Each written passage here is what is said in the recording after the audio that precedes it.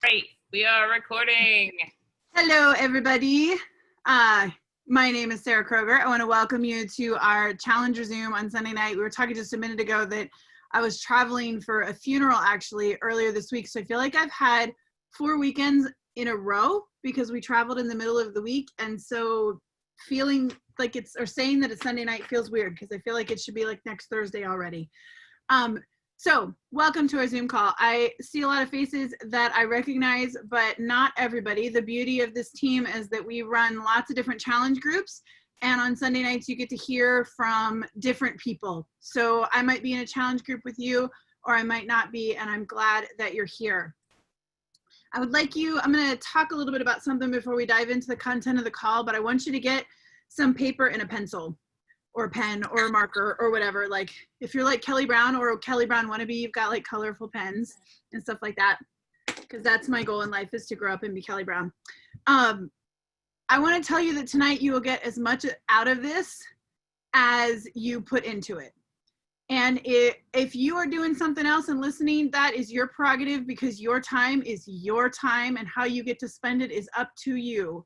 But if you listen to this, you'll get to the end of it and go, oh, that was a nice call. And if you dig in and you take notes and you do the exercises, I will blow the lid off of your understanding of your health and fitness journey. It's your choice. Before we get into that, while you're getting your pencil and paper or your colored marker, I wanted to give you mute yourself, guys. If you're not muted, go ahead and mute yourself so that we can hear everybody. Okay, so I wanted to talk to you about a product that Beachbody launched recently that I had a little bit of a poo-poo attitude about to begin with. I'm gonna be really, really honest with you, and everybody else is like, oh my gosh, she's gonna say she doesn't like something. Just bear with me. A couple weeks ago, Beachbody launched a product called a Bevy.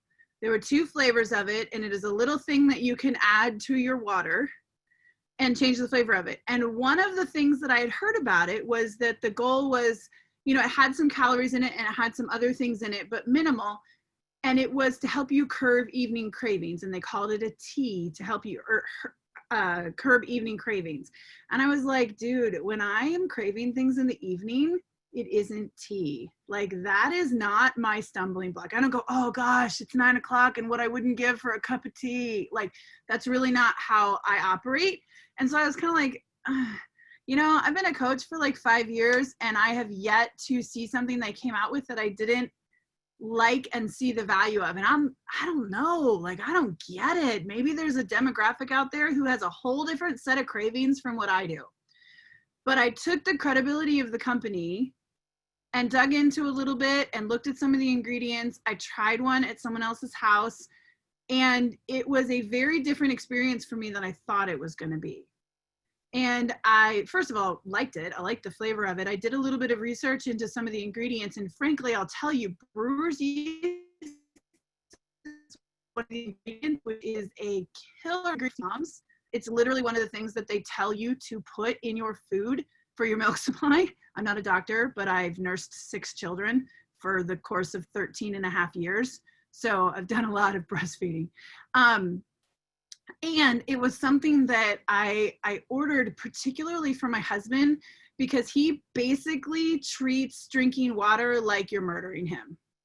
So if you really struggle to get your water in, and you are like a Crystal Light kind of person, or somebody like, he drinks a lot of Gatorade and he just really struggles to get the water in, I really highly recommend you giving these bevies a shot.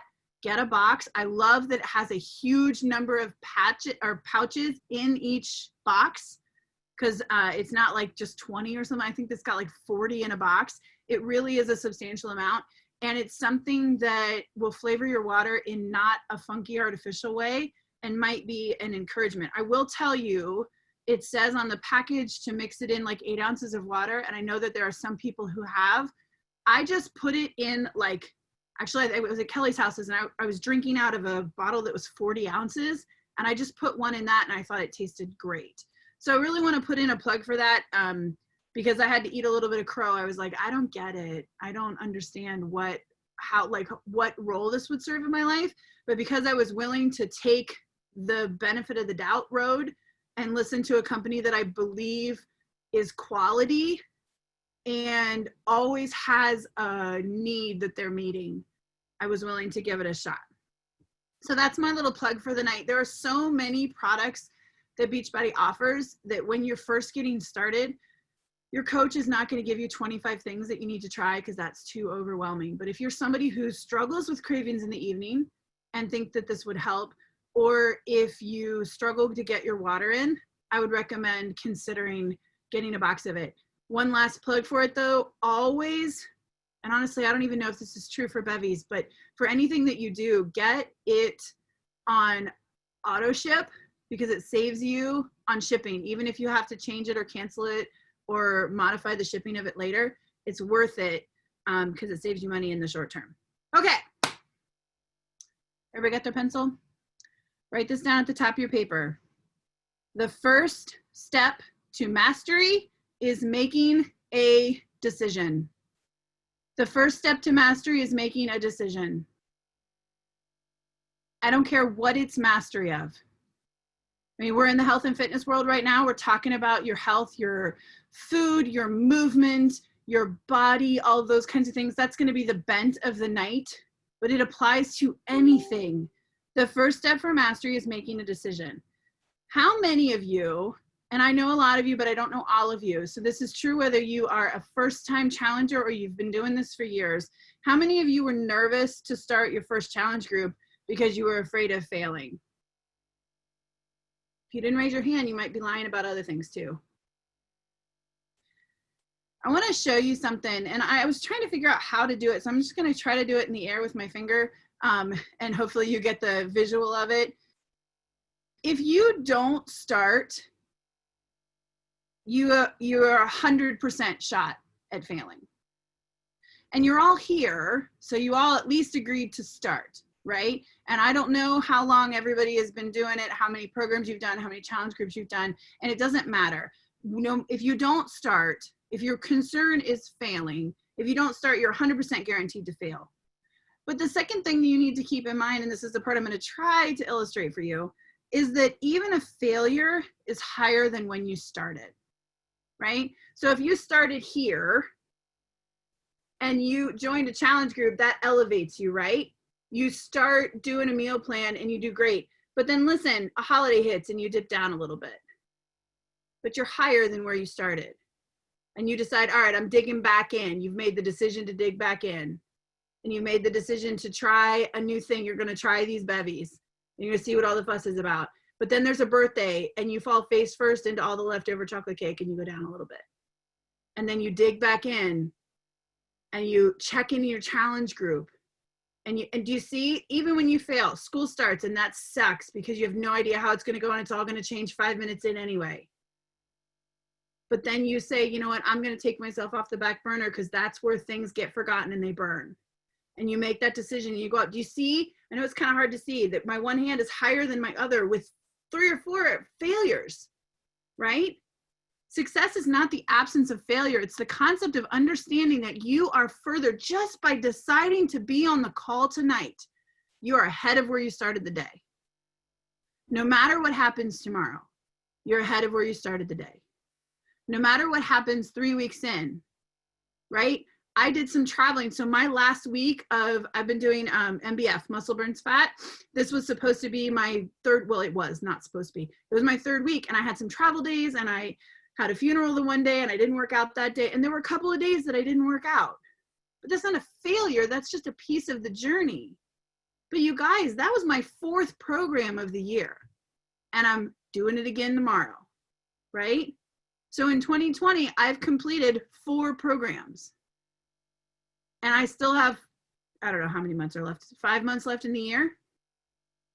And my intention is to do MBF again and then did MBFA after that, maybe twice on that one as well because they're shorter.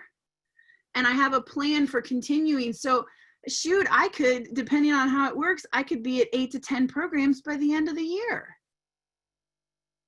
That is a completely different world than what I used to live in, right? A completely different world. And so it's one thing to look at it and be like, well, that must be great for her. But you have to remember that some of you know a lot of my story because you've known me for a while, and some of you are seeing my face for the first time, but everybody has crap they're carrying. Everybody does.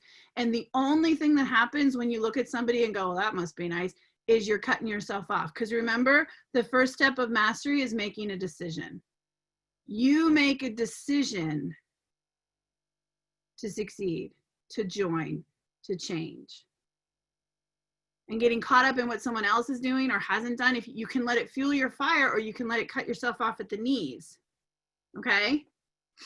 So the first question I want to ask you tonight that I want you to write down, I'm not going to give you like hours and hours to write down your whole life story. This is just going to be the start, and it'll be up to you to go back and finish anything that you don't get through. But I want to take you through a couple of things in terms of your belief and in terms of connecting to why you're doing this and how you can have an amazing month, whether this is your first challenge group or your 10th challenge group.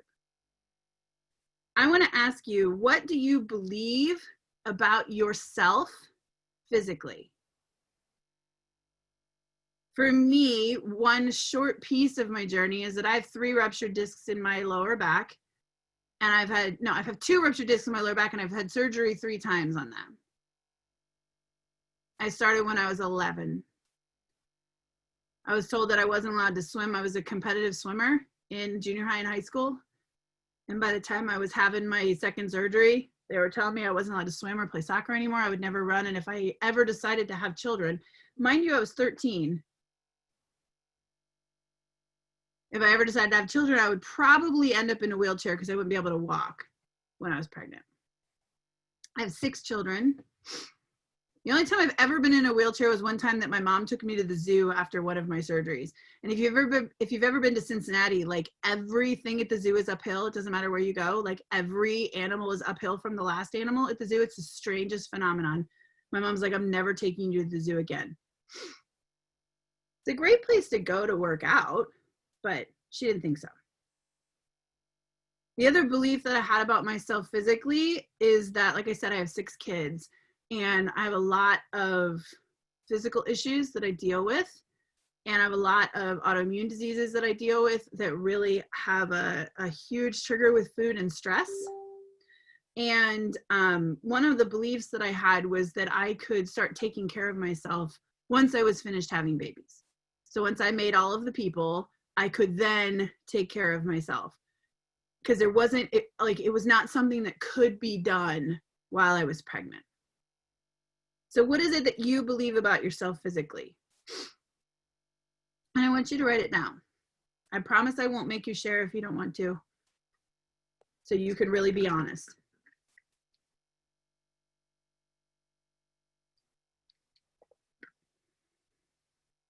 When I'm famous and I have a production team, there'll be like good music in between while you're writing.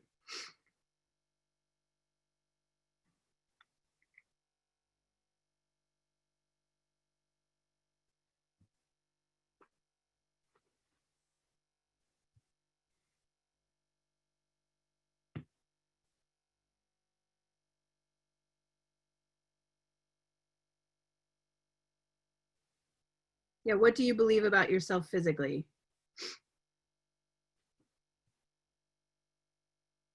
I'm just going to give you another minute to write some thoughts down.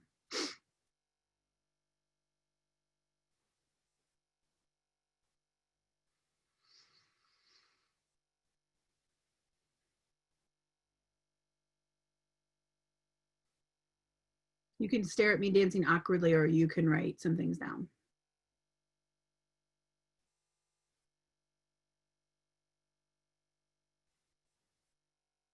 And frankly, all the people who have their camera off, I'm envisioning you dancing awkwardly too.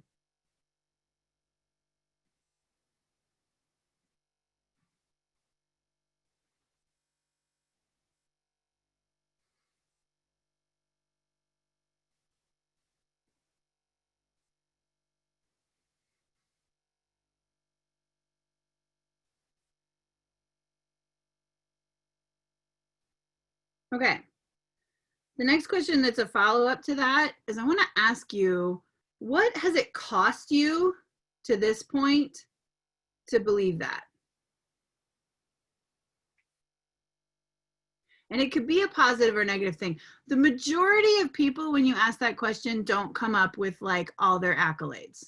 I'll be really honest. They don't get flooded with all of the good stuff. If you do, fabulous. Keep going and keep that stuff in front of you. If you have a mix, hold on to that, because it's a sign of growth. It's a sign of healing and growth that you're doing. But what does it cost you up to this point to believe that? So for me, the two that I shared with you had to do with, you know, stuff with my back that I was never going to be able to run or jump. What it cost me was a swimming career and a soccer career, not necessarily professionally, but at least on an ongoing basis. What it cost me was not trying some physical things, whether it was hiking. I remember I went on a mission trip when I was in college, and we were in Macedonia, and we went on a hike. It felt like a mountain. It wasn't really a mountain, but it felt like a mountain. And I stopped halfway through because it started to get hard. And I stopped and I sat on the side of the trail and watched my whole group go all the way up to the top and talk about this incredible view that they had. And I just sat there by myself and waited for them to come back down. I didn't try to walk up. I walked partway up, got a little bit hard, and I stopped. And that was 25 years ago. And I remember sitting on the side, kind of at the base of a tree, waiting for people to come back down the hill.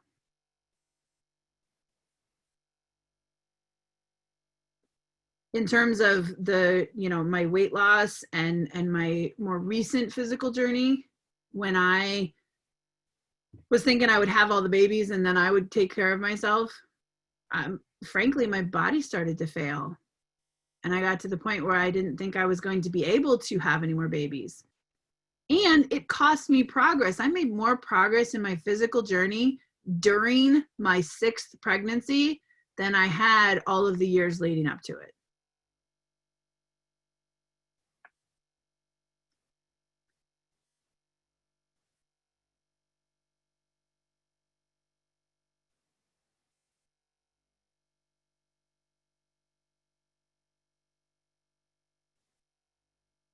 And going along with that one, I want you to give yourself a minute. And if you want to just pause, if you want to write about it, you can write about it. If you want to think about it and let yourself feel it, you can think about it and let yourself feel it. But wherever you are in your journey, if you are rocking it, I want you to think about the things that you're still struggling with and hold on to those for a minute. And if you're just getting started or just digging back in, I want you to think about all of the reasons you almost said no and all of the things that you're worried are going to fall apart when you do this. And think about, what will it look like in a year if everything stays the same of where it is now? What will it look like in a year? What will it look like in 5 years? Your relationships, your health, your happiness, your contentment. What will it look like? And it's a real killer if you have any kids. So if I look at my child, my oldest is 13, and I think about struggles that I have now that they're hard to work on, and it's not fun, and I don't like it, and I don't want to, and I'm worried I'm going to fail at it. But if I let myself think about, like, what is it going to be like 5 years from now? She will be 18. My daughter will be 18 and possibly moving into the next phase of her life. And I will have missed the chance at the kind of daily formation that I have available to me right now with her. And that is a powerful, powerful thing.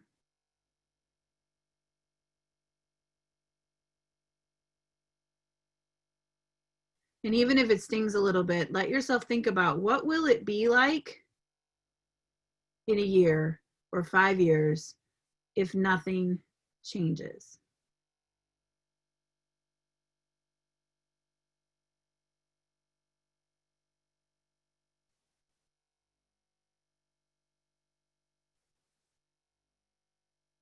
What will you never have if you don't make a change?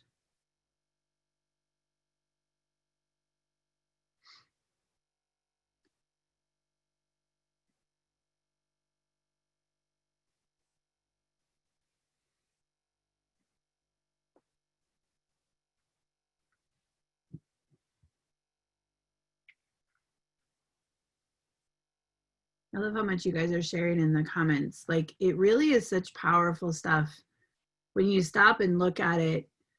And it's like, well, gosh, this is really a downer. But you have to know where you are in order to know where to go. Because we all can look at the situation and say, well, I should, or I wish I had a nickel for every time I said, I know I should. Just those words. I know I should. I don't care what it is. Always do the dishes before I go to bed. I know I should. I know I should. I know I should. But I say that about my personal development and my health journey all the time. I had to train myself to make like a little bell go off in my head when I say it. I had to actively work on noticing how often I said it. Yeah, don't should all over yourself. But even the I know part, if you know it and you aren't doing it, then you don't really know it. You don't really know it. And I want you to catch yourself, because if you don't know where you are, then you can't move into something different. And I don't want your whole journey to be pain aversion. That's not the goal here. So we're going to shift here in a minute. But I want you to allow yourself to have that little moment so that you can come back to it. Because I got to tell you, doing it for my own sake sometimes is not enough to make me walk away from the Oreos. Right? I'm getting better at that. I'm getting better at valuing myself as much as I value other people. But at the beginning, it was so much more powerful to me to think about the impact of what I was not doing on the people around me than it was just on myself, right? You guys are typing so fast, I'll have to come back and read some comments. They're going by so fast. So I want to think about this, and I want to say, like, at this point in your journey, wherever you are, you know what failure feels like. You've experienced it. You've been afraid of it. You've stepped back from something. So now it's time to feel like what results feel like. Okay? So tell me, who here on this call tonight, raise your hand or type in the comments, me or something like that, who has gotten a transformation from a challenge group? If you don't have your hand up, put your hand up, because you said yes, and that's a shift from who you used to be. That is a transformation. If you said yes to a group, if you said yes to the team, if you said yes to a program, then you have had a transformation, because that is different than what used to be true of you, right? What used to be true of you is that you always said no. You quit before you could get hurt, or you stopped before you could fail, or you made excuses for all the things in the world. You gave every reason under the sun why you couldn't make a change, right? And now you've said yes, and that is a transformation. And you need to hold on to that and collect them, because let me tell you, nobody can lose 40 pounds if they don't say yes once. It is not just a nice thing that I'm saying to you. It is a requirement for future transformations. Right? So anybody who's known me for a hot second, I am not a cheerleader or a sunshine blower. That is not my speed. That's not how, like, I need those people in my life because I forget to be happy about things sometimes because I like to be intense, right? It is not me. I'm not here telling you like, oh no, you're doing great. No, I'm legitimately telling you, you have had a transformation because you are here. If you used to not come to the Sunday night calls and you're here for the first one in a long time, then you've had a transformation. You are here and you are part of this unit, and you are now moving in a new direction. You used to be going this way, now you're going this way. That's a change, that's a transformation. And you literally cannot have any of those other goals that you set for yourself until you've made that first step. You've all said yes, and that is a change, right? So what will be true of you, this is another thing you can write down, what will be true of you if you keep going? By being here tonight, by watching this recording, by saying yes. And do me a favor, don't just say, I'll be healthier. Like, give me something real. What will be true of you? Because let me tell you, when you're picking apart yourself, you're real specific. When you're talking about what's good, you're like, oh, I'm happier. No, come on. I want you to be, it's like when my kids are sassy, they're nice and loud and clear when they're sassy. And when I tell them to be polite, they're like, yes, ma'am. I'm going, you got to give me just as much enthusiasm and clarity in your yes, ma'am, as you do in your moaning and wailing a few minutes ago, right? So if you are crazy specific about every little thing that you did wrong, then that's how specific you need to be about what will be true of you if you keep going. You don't get to just tell me, I'll be happier, I'll have more energy. No. What'll be true of me when I take care of my body? Right now, there are a lot of days that I have enough energy for y'all or my family, but not both. I don't have enough energy for both. And so I have to choose sometimes. I had to kind of chill and watch some TV with my kids today and not do a whole lot of stuff because I wanted to be able to really bring it to you guys tonight, right? I have to choose. What will be true of me if I keep going is that I can go all day with my kids and I can pull the weeds in my garden and I can do my workout and I can haul the feed and I can do the dishes and come bring the fire to you tonight, right? If you pick apart every little thing about yourself, then you'd better be real specific about what will be true of you if you keep going. If you keep at it, if you started using the containers, what will be true of you 6 months, a year, 5 years from now, if you are still watching your portions and getting in a good variety of colors of food? What will be true of you? If you follow a program and you always have a program you're following, what will be true of you next year this time?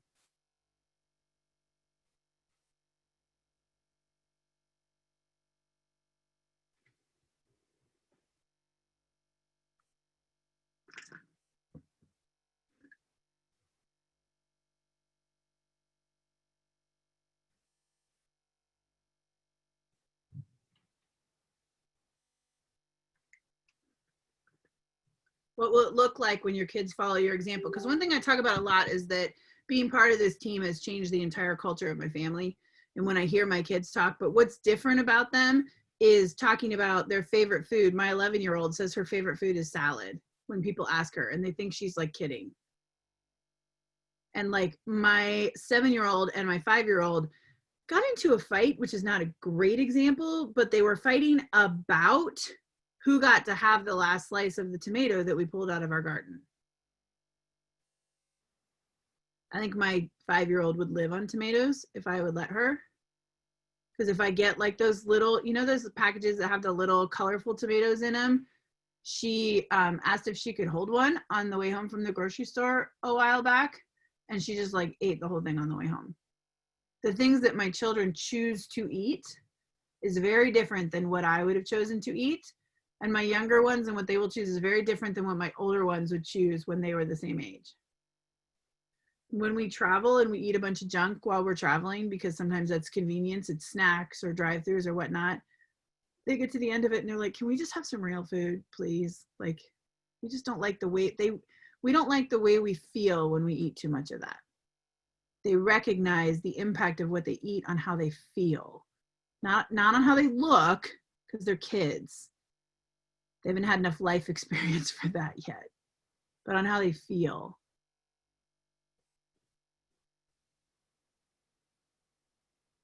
What will be true of you if you keep going? What will be true around you? What will you bring to the table in relationships, in your job, in your life?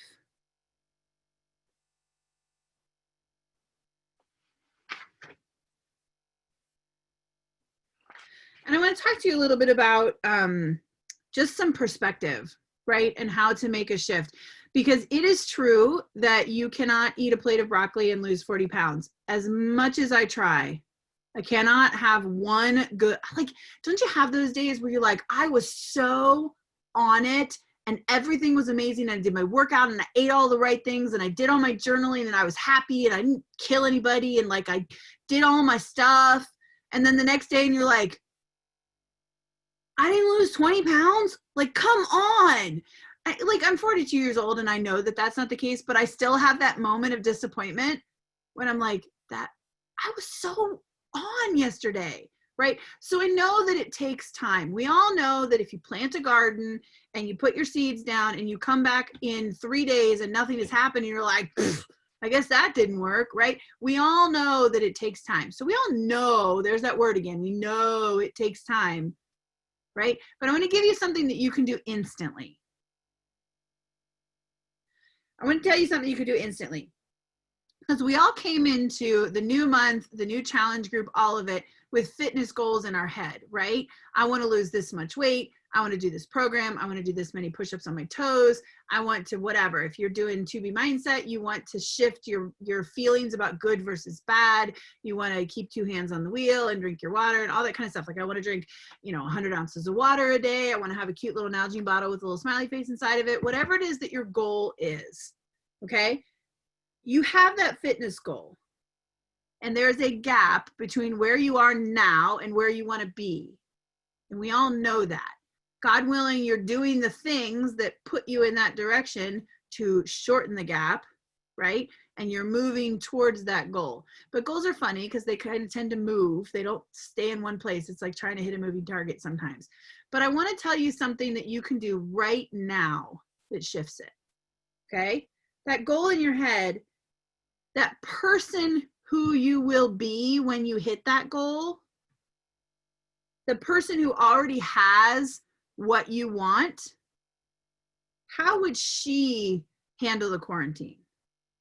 How would she handle the stress of back to school? How would she handle starting a new workout program? We're in a new month. Some of you, is anybody starting a new program tomorrow? Because it's Monday and it's like the official start of new things. Okay, and how many of you are like right in the middle of something you've been doing? Okay, awesome, we're about split. So I just finished MBF and I'm actually starting a new, like round 2 tomorrow. So I'm gonna go back to day 1. But you know what? Who's the person who's always doing a program? What does she do? She has her calendar hanging on the wall. And there's a pen hooked on it so she can always mark off what she's doing. That's what that person, yeah, Megan's got her calendar. That person has her calendar. She knows what day she's on. She can say, I'm on week 2, day 4. So if you're in the middle of the program, do you know what day you're on? Do you know? Or you're just like, oh, I don't know, I guess, I don't remember what I did yesterday. It's been a couple days, whatever. If you don't know, hang up your calendar. Print it off and hang it up. And then you will always know. And if you have like a mom brain moment, you can look at your calendar and there's no guessing. The worst thing I can do when it comes to a program is not have my calendar up and not know what day I'm on, because then I argue with myself all day long about how much I don't want to do whatever day it is, right? I'd rather lift weights. I don't love the cardio days. I really mentally moan and complain about them all the time. Right? And so if I don't have a program and I'm just picking and choosing, I would do like leg day 45 days in a row because I don't love it. I think mountain climbers are from the devil. Like seriously, hate them. Okay.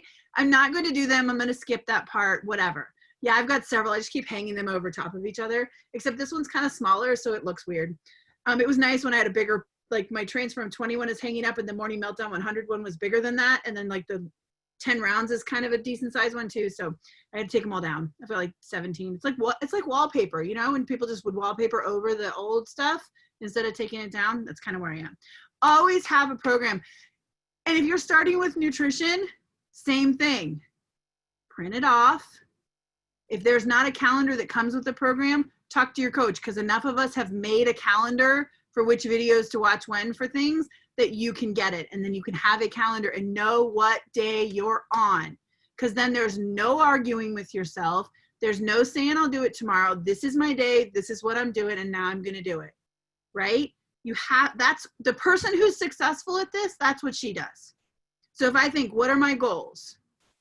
What are my goals? Remember I said I wanted to have enough energy to be present with my family and you guys and not have to pick. So how does that person behave? That person does not just run herself into the ground until she crashes.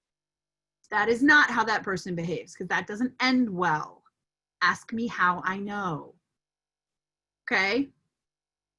That person has different things that they ask of their body and treats their body differently. That person probably has a bedtime because she knows that she has to get a certain amount of sleep in order to be able to do those things, because her children don't care how tired she is when the sun comes up at 6 a.m.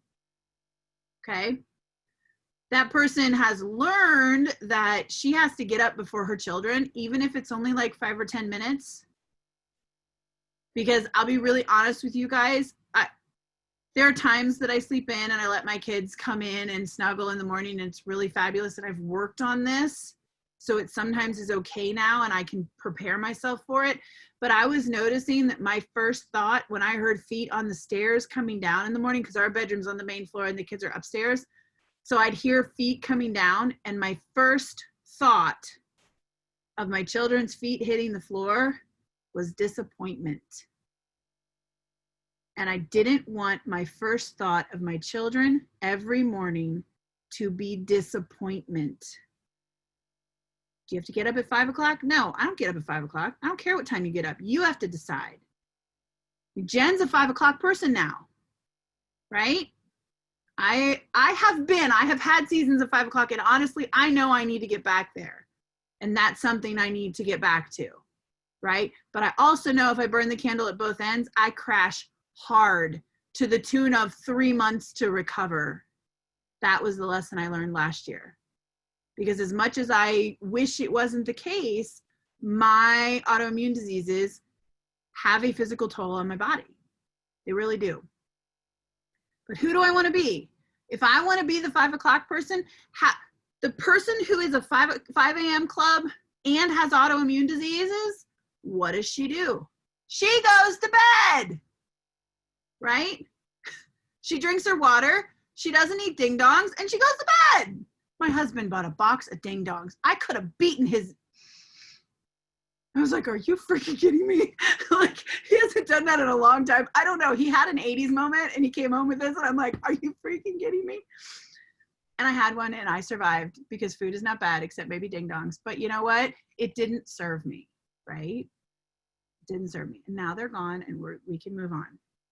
But you can you can shift right now. You can't budget with money you don't have, right? I can't fit into a size 4 jeans just because I really want to, right? There's time, there's a gap in there. But what I can do right now is say, how would that person I want to be, how would she behave? What would her habits be?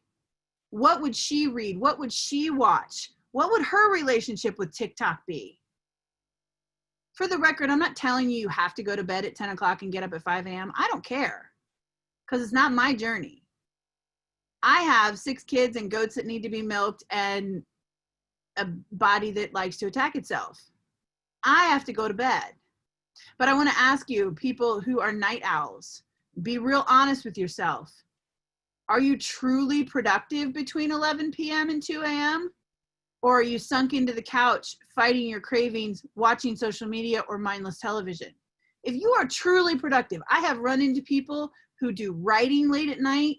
They got a little bit of Joe March going on, or really are truly doing projects. If my husband was up doing projects at 2 a.m, I would kill him, because he'd be waking up the whole house, right? So if you truly are productive at that time, you might not need to go to bed and then get up in the morning. If you are rocking your life the way it is, don't change because some old lady told you she has to go to bed, right? But be honest with yourself. Be honest with yourself. A lot of people, not everybody, but a lot of people who talk about being night owls are really vegetables on the sofa, except not vegetables. They're like popcorn and potato chips on the sofa, scrolling through social media, not really doing anything, and then struggling to get out of bed in the morning. So they are completely checked out in the evening and completely zombie in the morning. And that is not serving you. So you just have to be really honest with yourself and make a list. If you don't, like I said, you can't budget with money you don't have. But if you were operating as your healthy, highest self, what kind of behaviors would you have? What kind of habits would you have in the morning and evening, whenever that is? What would your morning look like? What would your social media presence look like? What would your reading and personal development and podcast listening, what would your presence in the challenge group be like? What would your daily schedule look like? Right? And if you want to know more about bookends, you'll have to keep coming to these calls or even join our team to get teaching on those kinds of things. Because that stuff is very powerful. But hang up your workout calendar. I have to stop pity partying about my inflammation. Can I just tell you, I went on a date with my husband. Actually, my husband and my brother-in-law. It was kind of weird, but it's fine. Last night. And they ordered very delicious looking things off the menu. And I ordered a salad with salmon on top and some sweet potato fries. And they were amazing. And I woke up this morning having gained 3 pounds. Now, about to start my cycle. I have a very odd relationship inflammation-wise with food. There was something on those sweet potato fries that made them taste super extra amazing that I'm sure did not agree with me. And I'm about to start my cycle. So my weight's going to be up even if I eat nothing. Like, seriously. It could be water and Shakeology all day long and my weight would have been up this morning because I'm about to start my cycle. But what did I do? I messaged my coach and the first thing out of my mouth was like, well, if I'm going to gain 3 pounds, then I should have gotten to eat a bacon cheeseburger. And she's like, no, that's not true. And I was like, is it? You know, like I just was like, I didn't even mean the words that were coming out of my mouth. Right? And she's like, that's not true because that would not, you know, like that would have affected your body in different ways and, you know, blah, blah, blah, blah, blah. My point is I have to stop the pity party, right? I have to look at it and know what's coming. I need to know where I am in my cycle and I need to know what foods are serving me and I need to keep investigating. And I feel like sometimes my relationship with food is more complicated than other people's, so I don't want to like stress everybody out over that. But I have to keep learning. You have to keep learning what serves you. And when you have something that's not serving you, you need to take a hard look at it. And that's why I asked you at the beginning. Because if like the old me would have been like, well, screw it. If I'm going to eat a salad and gain weight, I'm eating the Oreos, right? And then, but I mean, how pissed would I have been tomorrow when my weight's up another 3 pounds, right? Tomorrow my weight will be down. I know I've been through this enough. My cycle will start, my weight will go back down, it'll be fine. We'll all get through it, right? Some months I think my husband doesn't believe we'll all get through it, but we will all get through it. You got to know that kind of stuff. But my point is, go back to that beginning. What would be true if nothing changes? What would be true if nothing changes? If nothing changes, I would just eat the Oreos. And then I'd be sad about having eaten the Oreos so that I would get something else. And then I'd be sad about that. And it would just be this vicious cycle. And then, you know what I would say? I'd be like, see, nothing works. No, it works exactly the way you would think it would if you ate Oreos and milkshakes and cheeseburgers all week. It went exactly the way you would predict that to work, right? So I have to look at it and say, okay, what will be true if I don't make a change? Okay, what will be true if I commit and stick with it this time? Let's experience what that is like, okay? So that was a lot in a really short period of time. You guys, my goal here is for you to believe in the possibility of change and to see it around you, to look at the other 20 people on this call and say, these people are in it with me. And these are the people who are here who have said yes, who are, if not, haven't been posting in their groups, they're going to start, who are going to be hanging up their calendar. Like, post a picture of your calendar in your challenge group and start a thread. Who's got their calendar up? Post a picture of your water bottle, tag somebody on Instagram. Who's drinking water today? What's your goal? That kind of thing, right? And lean into that because that's the kind of person that you want to be, or else you wouldn't have said yes, right? You want to be someone who is surrounded by people with healthy habits. You want to be someone who is moving in a positive direction, or else you wouldn't be here. And so what you can do is let yourself see those wins and multiply them. Now, I will tell you, proximity matters, no joke. I have not been able to read all of the comments because there was a while they were kind of flying by. Were there any questions or thoughts in there that we need to go through? No. Okay. Does anybody have any questions or thoughts before we wrap up? It's okay if you don't. Yeah. Yes, Kelly? Something I just want to like piggyback on what Sarah's saying. And if you have a question, for sure. This was so good. Like, thank you. Thank you for teaching on this. I think this is such a valuable thing. And when you're writing things down, whatever you wrote down tonight, I want to, and I think I might talk about this on the call later this month when I do one, because I think it'll be a good piggyback to this, but like, pay attention to the narrative that's in what you're writing. Like she was talking about the things you're saying that are true of you, like what you believe about your body. You get to change your narrative. And if you stay on these calls and you stay in your group, not perfect, but real, like your narrative will change. And that is one of the biggest transformations you could ever ask for. Because when your narrative changes, the way you see things changes. And like, I think that's a blessing. A lot of us coaches who have been together for a long time, we have the ability, because we know each other well enough, to help challenge our narratives. So it's not even just, like Sarah texting me today, or if I text her, or even in some of the coaching, the way we lean in together, like when you allow people to see you enough and share these things, they can help you with your narratives. Yeah. So sometimes being present on these calls and typing in the chat, it's not even just to learn, it's that connection that really helps, because someone might shine a light on something that you didn't even see. Like tonight, I was realizing I need to stop saying that food is complicated for me, because I have a lot of food intolerances, but I've labeled it. So I make food really complicated. Like I'm attached to that. And if I was not on this call listening, that wouldn't have clicked in my head. You know what I mean? So I just wanted to highlight that, like, pay attention to it, but let people, I love how much everyone shared tonight, because that's how you like have your ahas. You don't have them in the closet with the door shut and the lights off. Like, you have to have them out in the open. So thank you for that, Kelly. And you're so right, because the one thing that's true is it doesn't matter how many years you've been doing this or how many things you've been doing, as long as you're not dead, there's always more that you can learn. Do you know what I mean? Like, and frankly, I heard somebody say once that like not having any problems were dead man goals, right? Because you don't have a to-do list. The only time you don't have a to-do list, or you don't have any problems, or you don't have anything you need to work on, is at the end. Like, that's it. Your whole life, you have opportunities to learn and grow. I do want to say two things that I've seen up in the chat real quick. First, D-Deal, I don't know who you are, but you can message me and we can totally talk about autoimmune stuff. Oh, I see you waving. Okay. Why don't you message me and we can talk about that, and we can talk about like liver support and things that you can look at. I mean, not all autoimmune diseases are the same, but there's a lot of really common threads. So you can totally message me. We can talk about that.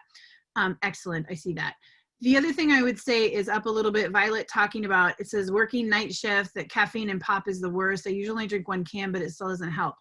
I'm going to tell you a couple of things real quick. To be clear, I'm not a doctor, but just bear with me. That's my official disclaimer.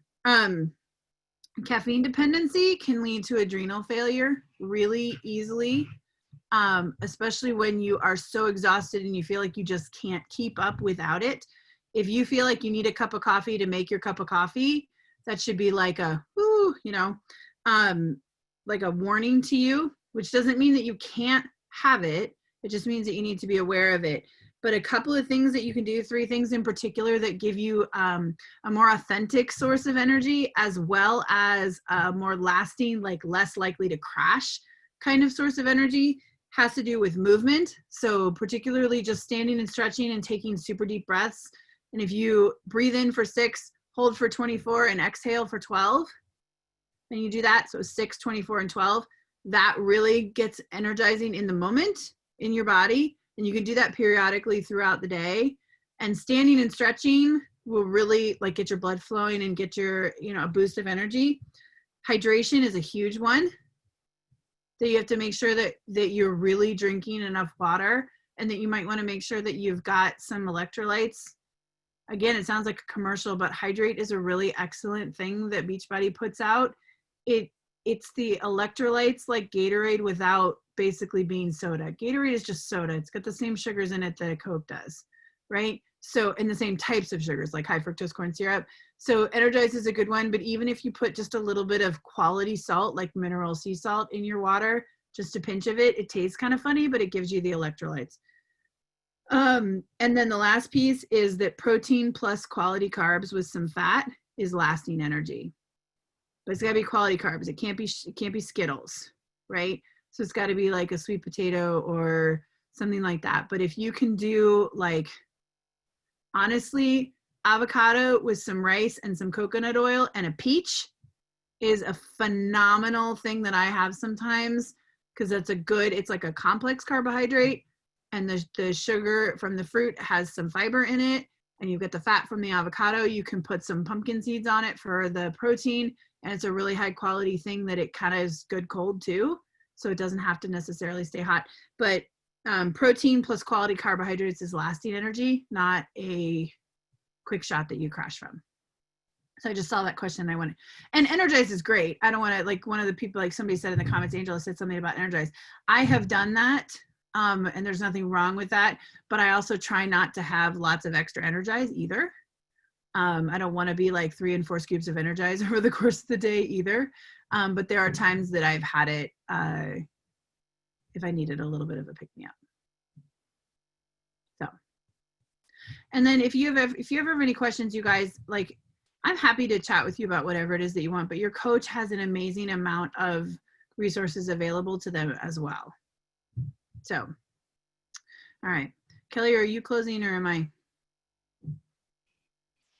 Whatever you want, as you wish.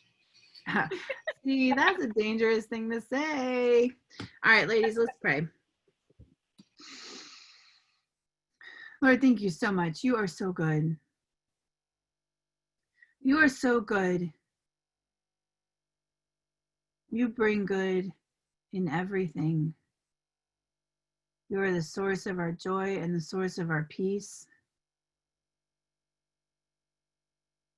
You are our rock and our stronghold, and you never change. You never waver. Lord, teach us the truth about who we are. Give us your eyes to see us as you see us, and show us the purpose for which you loved us into existence. Cover our week and help us to see the person that you desire for us to become. Show us the next step. Even if the whole image is so overwhelming that we wouldn't believe it, Lord, show us the next step and help us to trust that taking that next step will lead us to your desires. Put the desires of your heart in our hearts. Thank you for loving us so well. Please bless our weeks.